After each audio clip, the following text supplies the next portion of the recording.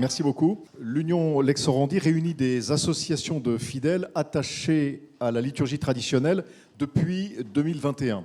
Elle s'est créée après le motu proprio Traditionis Custodes et elle regroupe des associations de fait ou de droit, donc soit constituées en loi de 1901, soit même des regroupements de fidèles pour partager un lien qui est d'abord un lien d'amitié et de prière, d'entraide et le cas échéant aussi de représentation. Cette table ronde consacrée à illustrer la situation de la liturgie traditionnelle dans les diocèses de France nous permet de recevoir ce soir des représentants d'une association de fait, donc non statutaire, et puis également des représentants de mouvements de fidèles mobilisés. Voilà, je vais vous les présenter. François Savy, vous venez de Bretagne, plus précisément du Morbihan, où vous êtes un des initiateurs d'une réaction de fidèles laïcs face à une entreprise de réforme liturgique en cours chez les dominicaines du Saint-Esprit à Pont-Calais. Vous allez nous en parler dans un instant. Jean-Philippe Griffon, vous arrivez de Poitiers, vous allez nous expliquer la situation des fidèles dans le diocèse après 2 épiscopats, celui de Monseigneur Rouet, celui de Monseigneur Winzer, qui vient de se conclure par une sorte de mise au placard de votre communauté de fidèles attachés à la liturgie traditionnelle. Donc vous allez nous expliquer cette situation. Et puis nous avons le plaisir également de recevoir Joseph Belbéoc et Louis Le Picard. Vous venez de Quimper, où depuis des mois, vous menez la résistance, peut-on dire, la résistance des fidèles depuis la décision annoncée fin 2023 par votre évêque, Monseigneur Donien, de chasser des prêtres de la Fraternité Saint-Pierre qui étaient en ministère dans ce diocèse et qu'il avait lui-même fait venir 8 ans plus tôt. Vous allez également nous en parler. Alors je voudrais commencer par donner la parole à François Savy. Vous représentez un collectif de familles proche de l'Institut Notre-Dame-des-Joies de Pont-Calais. Pouvez-vous nous expliquer l'origine de ce groupe ? Alors ce groupe, il trouve son origine très simplement, non pas sur le parvis, mais tout au moins à la sortie de la chapelle de Pont-Calais. Ce sont des amis, des fidèles de Pont-Calais attachés à cette maison qui, pour beaucoup, ont eu des enfants scolarisés par les mères, dont les garçons ont servi la messe à Pont-Calais. Certains y ont même célébré une première messe. Donc un profond attachement à cette communauté, une connaissance également assez intime. L'une de nos familles, en fait, est apparentée très directement. L'épouse de l'un d'entre nous est la sœur d'une dominicaine, donc très attachée à cette communauté. Et nous sommes regroupés assez naturellement lorsque le signal du regroupement, en quelque sorte, a été donné par la mère prieure de Pont-Calais elle-même, et je pourrais vous raconter dans quelles circonstances. Oui, parce que cet été, l'Institut a annoncé s'engager dans une réforme liturgique assez invraisemblable. Vous avez suivi les prémices de cette réforme depuis plusieurs années.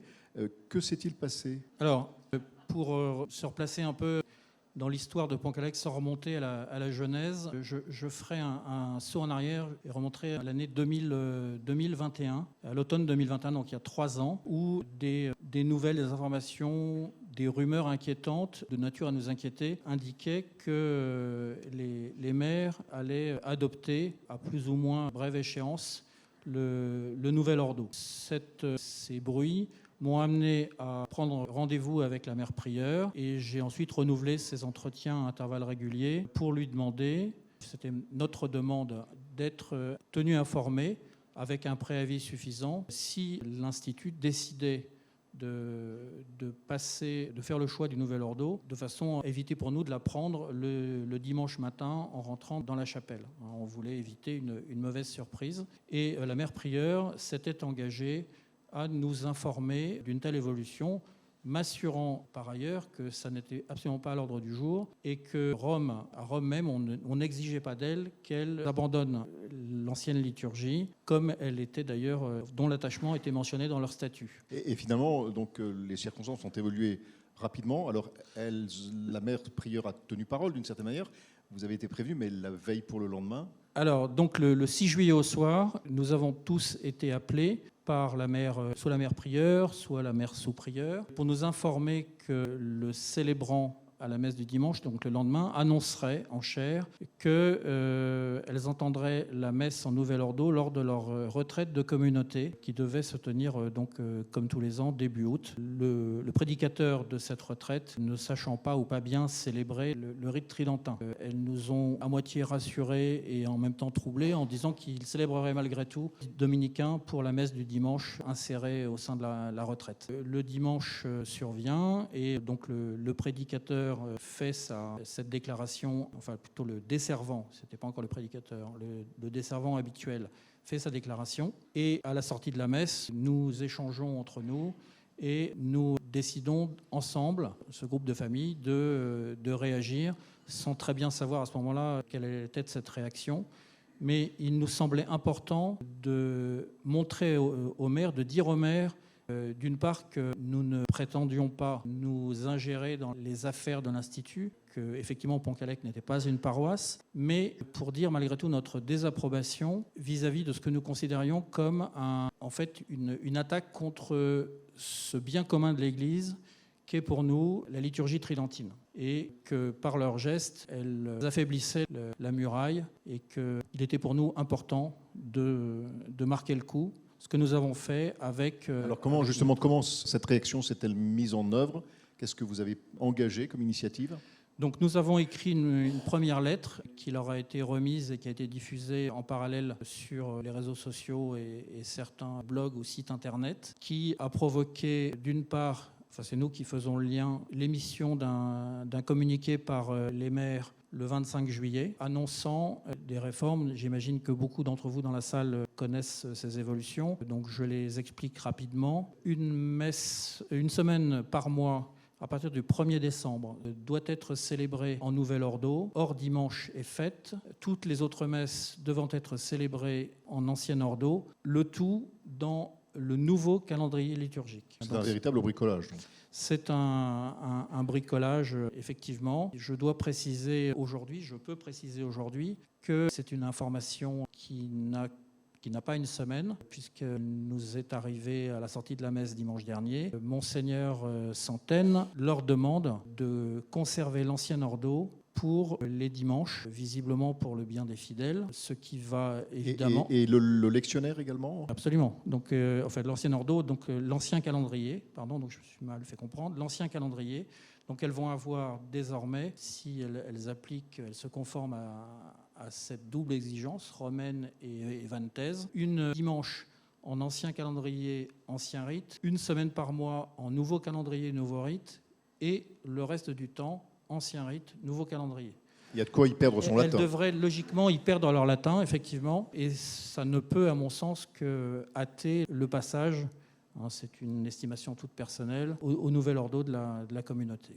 Et quelles ont été les réactions des maires au courrier que vous avez envoyé? Nous ne pouvons l'apprécier qu'à la lecture de leur communiqué et de la lettre que nous avons reçue, dont je voudrais citer juste une phrase qui me paraît assez emblématique. Elles nous écrivent en effet « Nous avons en tout cas le ferme propos que continue à être célébrée à Pont-Callec une liturgie digne et belle qui porte à l'intériorité et au recueillement devant le mystère, et nous veillerons avec l'abbé Portalis, donc le desservant, à une mise en œuvre soignée. » Et pour nous, cela manifeste une incompréhension de ce qu'est la liturgie traditionnelle et de la valeur que nous lui attachons, mais qui n'est pas un attachement esthétique ou culturelle, mais il y a bien une prévention chez nous, et nous l'avons marqué dans notre deuxième courrier vis-à-vis du Nouvel Ordo, dont nous ne discutons pas la validité, mais auquel nous reprochons en revanche d'être déficient, voire équivoque. Et il est pour nous extrêmement clair qu'on peut rajouter du grégorien, célébrer ad orientem. Le Nouvel Ordo reste avec ses rubriques, et cette flexibilité dans les rubriques conserve ce caractère. Alors, est-ce qu'il y a des perspectives qui se dessinent, selon vous, en particulier pour les familles de fidèles qui se sont réunies auprès de vous pour cette réaction vis-à-vis des maires? Alors, en fait, indépendamment, et j'insiste vraiment sur ce point, indépendamment du bricolage de Pont-Callec, Monseigneur Santène, évêque de Vannes, assisté de son vicaire général, l'abbé de Rouec, s'est penché avec un véritable souci paternel sur les fidèles attachés à la tradition dans le diocèse. Et nous allons avoir, à partir de dimanche prochain, 20 octobre, une messe célébrée dans la liturgie tridentine tous les dimanches est faite en l'église du Sacré-Cœur du Moustoir à Lorient. J'insiste sur le fait que cette décision n'est pas liée le moins du monde aux évolutions de Pont-Calec.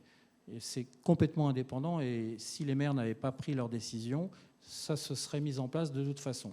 Donc nous avons cette perspective. Au-delà, nous souhaitons, au sein de notre petit groupe, établir et soigner une relation de travail avec Saint-Centaine, avec l'abbé de Rouec directement, qui va être notre pasteur. Notre souci, c'est clairement celui que nous avons tous, celui du régime sur lequel nous vivons, le régime de la grâce avec un G minuscule, et je ne parle pas des chanoines, qui est le régime du bon vouloir et de l'arbitraire. Et notre souhait, ce serait d'œuvrer, dans la mesure du possible, au sein du diocèse de Vannes, à changer de régime si cela est possible. Alors je le comprends, bien sûr, merci beaucoup. Je me tourne maintenant vers Jean-Philippe Griffon, et précisément à Poitiers, Jean-Philippe Griffon, vous connaissez les aléas auxquels vous pouvez être soumis en tant que fidèle attaché à la tradition, dès lors qu'on est dans le régime de l'arbitraire diocésain, si c'est une autre façon de parler du régime de la grâce. Est-ce que d'abord vous pouvez nous décrire votre diocèse et la situation de la tradition dans ce diocèse ? Je vais d'abord commencer par vous parler de Monseigneur Rouet et de ses faits d'armes au sein de notre diocèse. Donc Monseigneur Rouet est le successeur de Monseigneur Rosier, ça pique. Monseigneur Rouet a exercé son ministère jusqu'en 2011. Il a atteint sa limite d'âge, à savoir 75 ans à ce moment-là. Et il a donc remis sa charge d'archevêque de Poitiers. Le pape Benoît XVI, l'ayant accepté, a nommé Monseigneur Pascal Windsor comme administrateur apostolique de l'archidiocèse. Le 13 janvier 2012, en la solennité de Saint-Hilaire de Poitiers, Monseigneur Pascal Windsor est nommé archevêque. À 52 ans, c'est le plus jeune archevêque de France. Et il reçoit en juin, donc juin 2012, le pallium des mains du pape Benoît XVI. Monseigneur Windsor, à peine installé, signe un nouveau décret sur le fonctionnement du diocèse, des structures diocésaines et du rôle des prêtres dans celle-ci. Ce décret était déjà dans les papiers de son prédécesseur, qui avait supprimé les termes de paroisse et de curé au profit du terme de communauté locale. Alors, les communautés locales... Oui, on en a parlé ce matin quand on a parlé du synode. On devine un peu vers quoi ça mène. Il s'agit donc d'équipes locales d'animation constituées de laïcs, pour remplacer, je dirais, le rôle des prêtres au sein du diocèse. En 2016, Monseigneur Windsor est élu à l'Assemblée générale de la Conférence des évêques de France comme membre de son conseil permanent. En 2017, lors du premier tour des élections présidentielles, il prend position et dit publiquement dans les médias qu'il ne votera pas pour Marine Le Pen. Puis, une semaine plus tard, il annonce publiquement aussi, dans le journal local, qu'il votera pour Emmanuel Macron. Cause-conséquence, en juillet 2018, il est nommé chevalier de la Légion d'honneur. Le 7 octobre 2018, un autre fait d'armes, au cours d'une messe d'installation d'un prêtre du diocèse de Poitiers, il concélèbre aux côtés d'un pasteur anglican. Une dernière déclaration de sa part, en 2019, il déclare être favorable à l'ordination des hommes mariés dans le journal local La Nouvelle République du 12 mars 2019. Il faut savoir que sous les armoiries de Monseigneur Windsor, la devise « N'éteignez pas l'esprit ». N'éteignez pas l'esprit. Oui, c'est tout un programme épiscopal, en effet. Et alors, quelle était la situation pour les fidèles attachés à la tradition dans un diocèse sous le pontificat de cet évêque que vous nous décrivez de façon éloquente ? Alors, le diocèse de Poitiers regroupe deux départements, la Vienne et les Deux-Sèvres, donc Poitiers-Niort, ce qui fait environ 820 000 habitants. Et au sein de ce diocèse, il n'y a aucune communauté Ecclesia Dei. Le rite extraordinaire est simplement célébré par des prêtres diocésains. Et notamment à Poitiers, il y a une messe qui est assurée le dimanche. Puis aussi dans deux églises des Deux-Sèvres. À côté de ça, il y a la fraternité de la Transfiguration et la fraternité Saint-Pédis, qui ont 2 lieux de culte dans la Vienne et 4 lieux dans les Deux-Sèvres. En plus de cela, on a la chance d'avoir dans le diocèse une communauté qu'on nomme entre nous la Marée Noire. Il s'agit de prêtres, je dirais, assez traditionnels, qui célèbrent selon le Nouvel Ordo, mais qui sont en soutane, d'où leur nom de Marée Noire. C'est donc ce statu quo qui existait dans le diocèse qui a brutalement explosé par la volonté de Monseigneur Windsor à la veille de quitter son diocèse. Racontez-nous ce qui s'est passé. Alors, je vais vous raconter, mais juste une petite anecdote avant. En 2007, Monseigneur Rouet, donc l'évêque de Poitiers précédent, a vendu les bâtiments de l'évêché. Et la Fraternité de la Transfiguration cherchait à s'établir un lieu stable sur Poitiers et a réussi, à travers le montage d'une association culturelle, à racheter au nez et à la barbe de l'évêque l'évêché de Poitiers, qui est aujourd'hui lieu de culte pour la Fraternité de la Transfiguration. Alors que l'évêché est maintenant dans une barre HLM de Poitiers?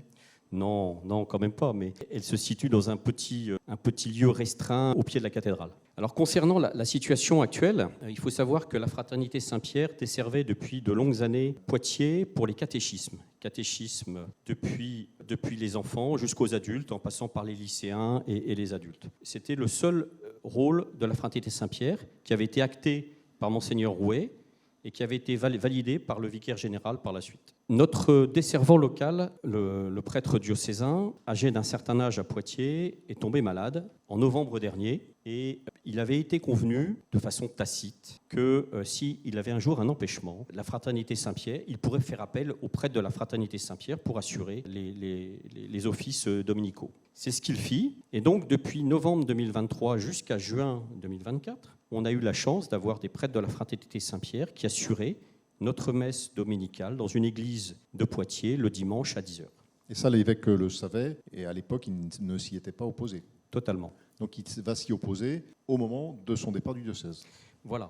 Le départ, nous ne le connaissions pas. Au mois de juin, il a adressé un courrier au supérieur de la Fraternité Saint-Pierre en France, l'abbé Paul Joseph, pour lui dire que la Fraternité Saint-Pierre exit de Poitiers, aussi bien pour les cathés que pour la messe. Les catéchistes, d'ailleurs, étaient à l'initiative des parents et n'étaient complètement dissociés de la messe. Cette situation nous a fait bondir, nous, laïcs, et tout de suite, dans la foulée, l'évêque nous annonce qu'il nomme un prêtre diocésain qui est basé à Châtellerault, donc à 30 minutes de Poitiers, pour desservir notre communauté en nous imposant un horaire de messe. Ça veut dire que la messe du dimanche que nous avions à 10h chaque dimanche, dans une église qui n'était affectée qu'à notre communauté. Cette messe est maintenant le dimanche soir à 18h.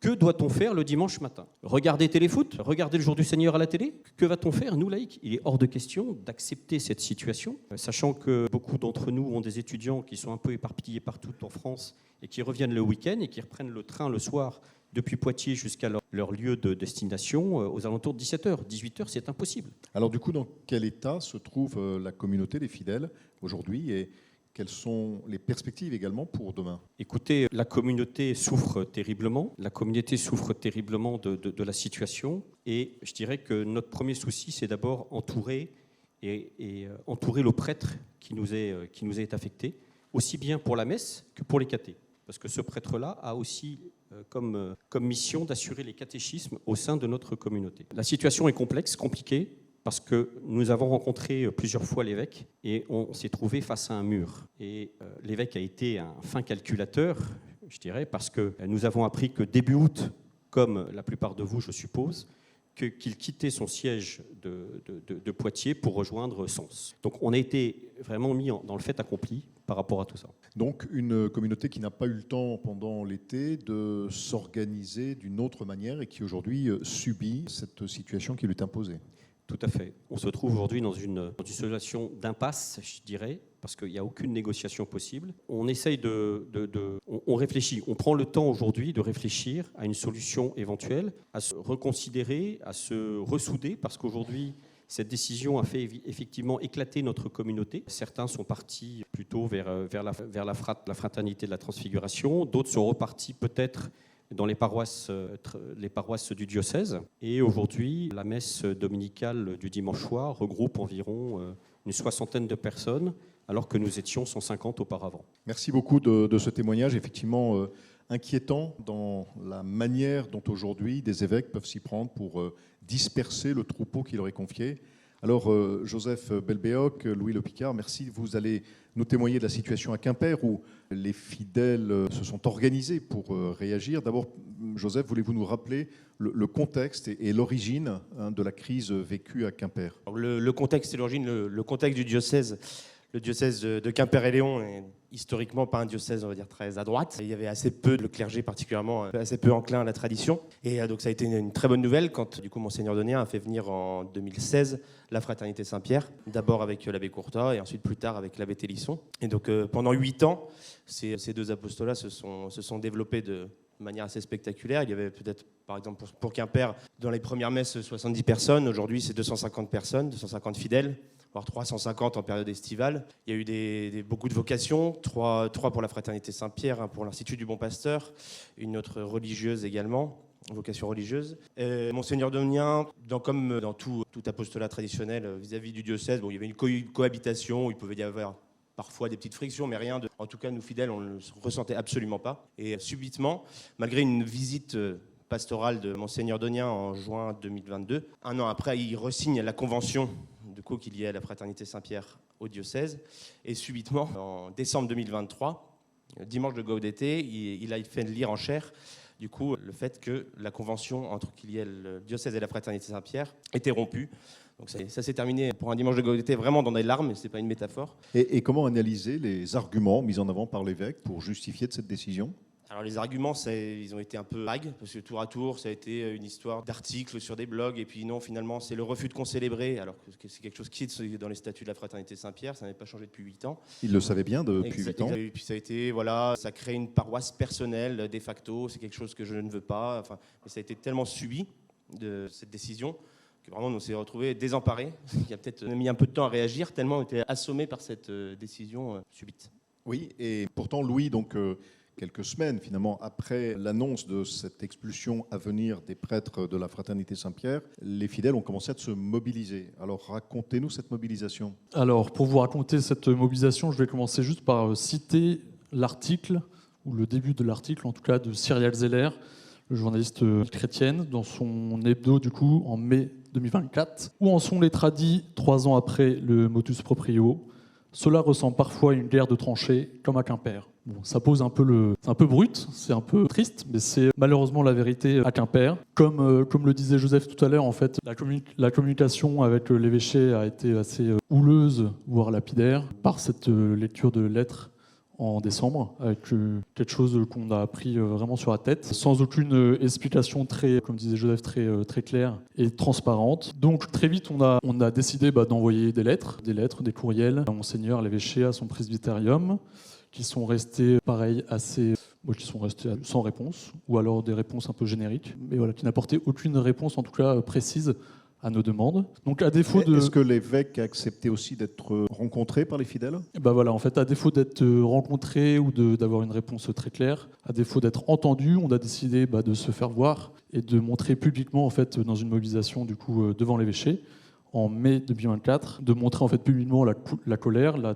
douleur que ressentaient les communautés à Saint-Mathieu et à Sainte-Sève. Et donc voilà, c'était 300 personnes qui ont récité le chapelet calmement, de manière très pacifique, mais déterminée, devant l'évêché. Et la porte de l'évêché est restée close. Donc 300 personnes qui récitent le chapelet, ça ne fait pas bouger l'évêque. Non, c'était même une provocation. C'était pour lui une provocation, c'est ce qu'il vous a dit. Voilà, il nous a dit, voilà, vous provoquez, vous utilisez le chapelet comme une provocation contre ma personne. Donc voilà, la porte de l'évêché est restée close, mais elle n'est pas restée close seulement sur cette mobilisation, elle est restée close qu'on a récité le chapelet tous les mardis soirs depuis l'annonce, et ça continue. Tous les mardis soirs à 19h, il y a récitation du chapelet devant l'évêché. La porte de l'évêché est restée close aussi par la non-réponse aux pétitions, voilà, qui a été notamment orchestrée par l'Union Let's Serendie, mais ça, pas de réponse. Pas de réponse non plus à tous les mails qu'on a du coup envoyés. Pas de réponse à l'écho médiatique. Sur place, on a eu quelques articles dans la presse locale et quelques échos aussi dans la Croix, qui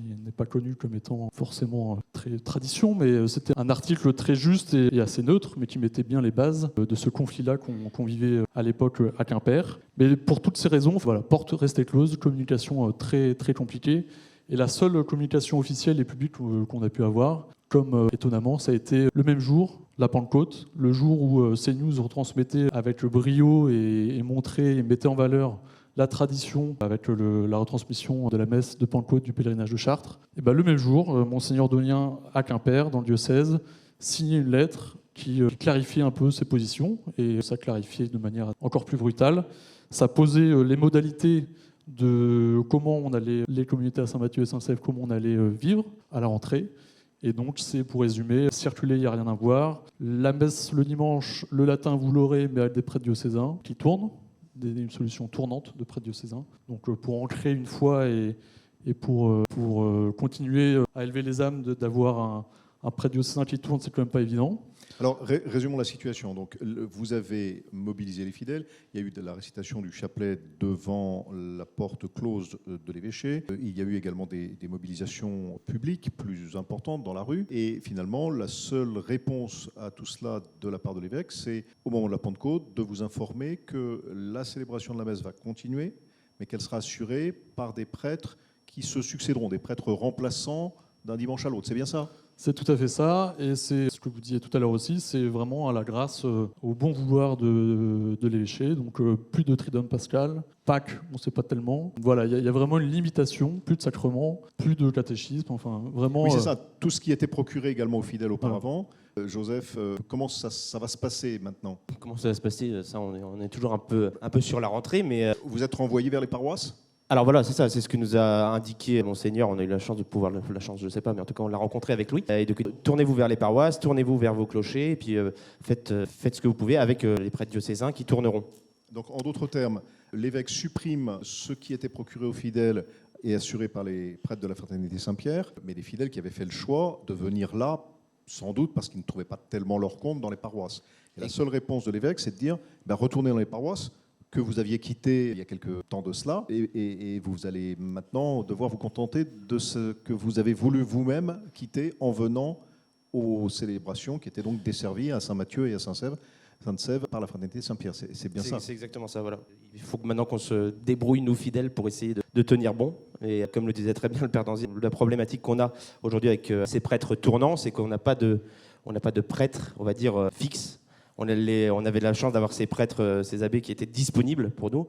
Donc c'était vraiment très très bien. Et aujourd'hui, en fait, on est orphelin. On dit, mais par contre, vous avez la messe, vous avez le latin, foutez-nous la paix. Bien sûr. Et puis en plus, lors de l'entretien qu'on a eu pendant 1h30 avec Monseigneur Donien, il admettait qu'il y avait une pénurie de prêtres dans le diocèse. Donc en fait, il surcharge les prêtres diocésains de nos communautés en renvoyant d'autres prêtres. Donc il y a vraiment là une colonne vertébrale qui est vraiment pas terrible, quoi. Et au fond, l'origine de tout cela, on la devine, hein, c'est une pression qui a pu s'exercer de la part du presbytérium, une véritable hostilité à l'égard de ce que représentait la tradition dans le diocèse depuis l'arrivée des prêtres de la Fraternité Saint-Pierre. Alors on a eu, pendant notre entretien avec Monseigneur et un de ses conseils, on a eu un peu le fin mot de l'histoire. Ils nous ont dit, voilà, il y a eu la Fraternité Saint-Pierre, il y a 250 fidèles aujourd'hui. Ils ont dit textuellement, la greffe n'a pas pris. La greffe n'a pas pris. Force est de constater que la greffe n'a pas pris. Alors là-dessus, on s'est un peu énervé. On dit, mais comment ça se fait ? Vous voyez les vocations. On a aujourd'hui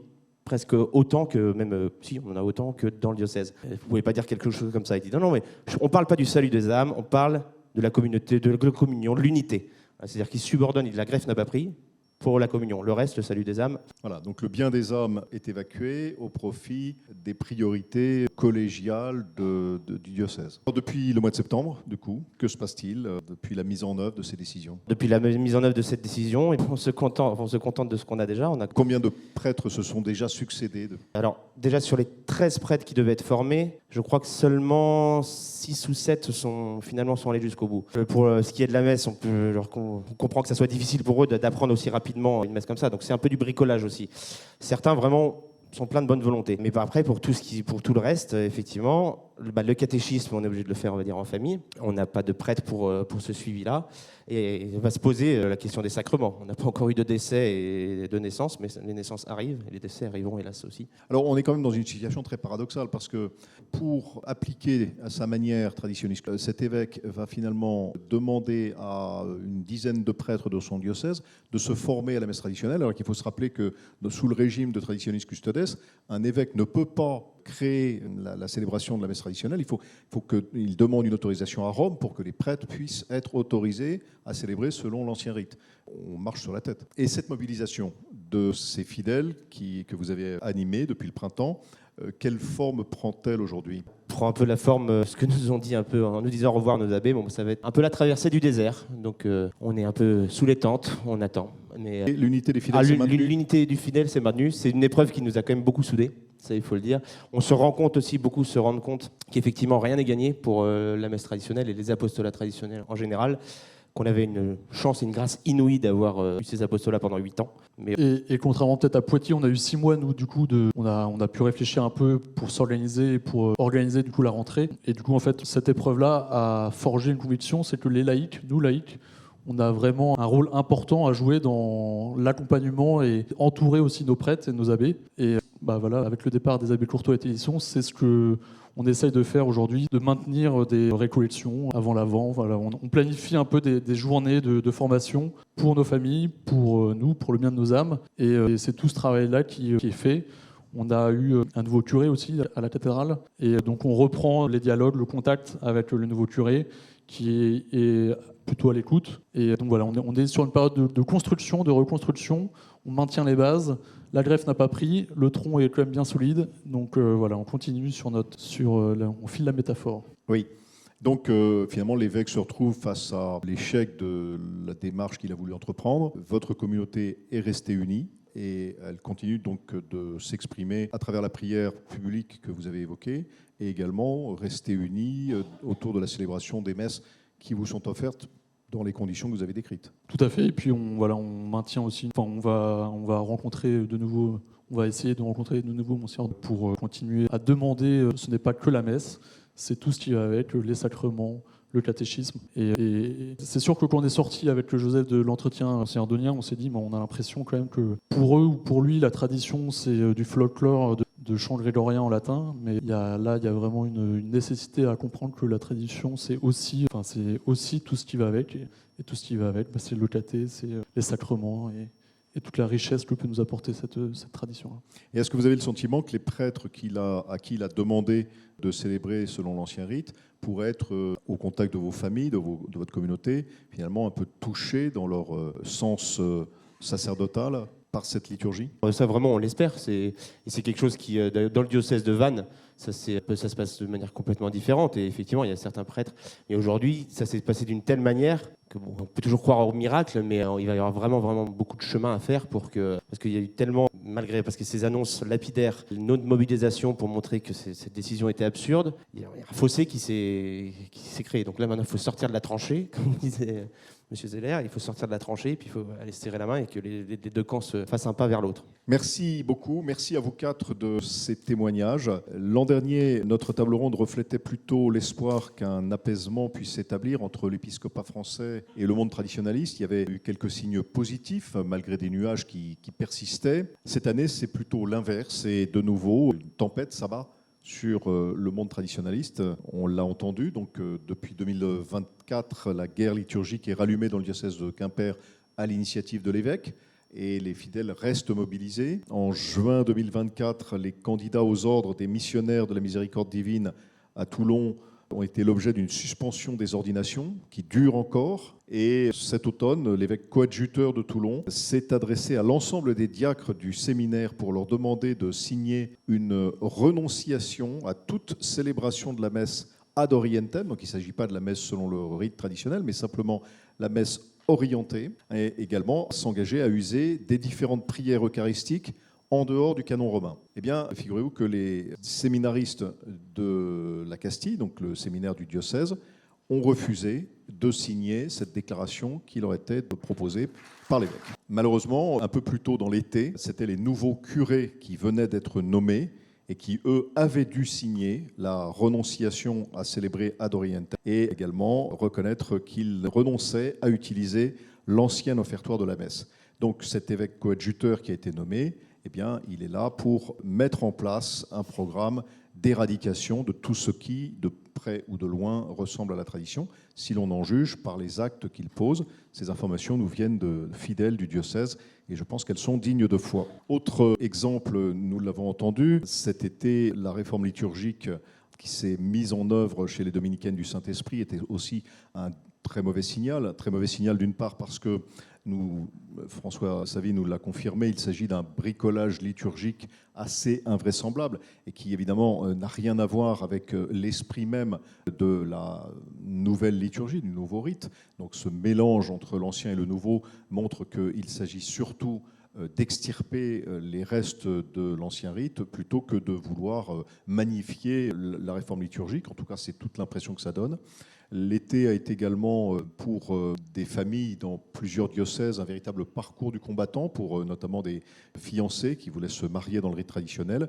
Et dans de nombreux diocèses, l'accès au baptême et surtout à la confirmation s'est réduit. Nous sommes, avec l'Union Légale, en contact avec des familles de plusieurs diocèses qui cherchent désespérément un diocèse d'accueil où les confirmants pourraient être reçus de façon à être confirmés dans le rite traditionnel, c'est-à-dire dans une forme de continuité de la célébration des sacrements de l'initiation. Si les parents ont choisi pour leurs enfants le rite traditionnel pour le baptême, pour la célébration eucharistique de la Sainte Messe, eh bien, ils sont en droit de le demander également pour le troisième sacrement de l'initiation qui est la confirmation. Et c'est ce qui est aujourd'hui refusé de façon tout à fait arbitraire. Mais je ne voudrais pas conclure sur un manque d'espérance et sur une note alarmiste, parce qu'il faut souligner également que nous avons des signes d'espoir.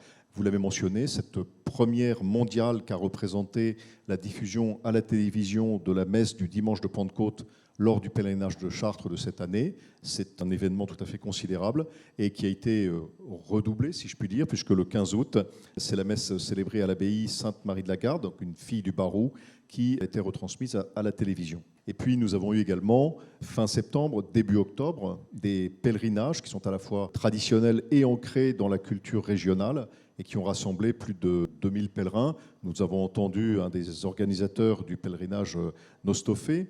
Le pèlerinage Fès-et-Brèze à Sainte-Anne-d'Auray était également un véritable signe d'espoir. Et nous avons donc autant de témoignages que le monde des fidèles attachés à la liturgie traditionnelle reste dynamique, reste mobilisé, ou en tout cas s'organise pour manifester à quel point cette liturgie n'est pas pour nous quelque chose qui nous ancre dans le passé par nostalgie, mais c'est la véritable nourriture de nos âmes, c'est ce qui nous la voie de notre sanctification, ce qui nous permet de progresser autant que possible dans la vie intérieure, en espérant que nous soyons aidés à pratiquer l'espérance, la foi, mais aussi la charité. Et dans le contexte que nous avons décrit, c'est parfois ce qui peut être la véritable épreuve.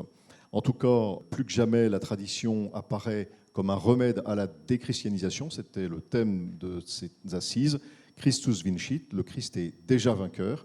Merci beaucoup de votre attention. Merci Philippe.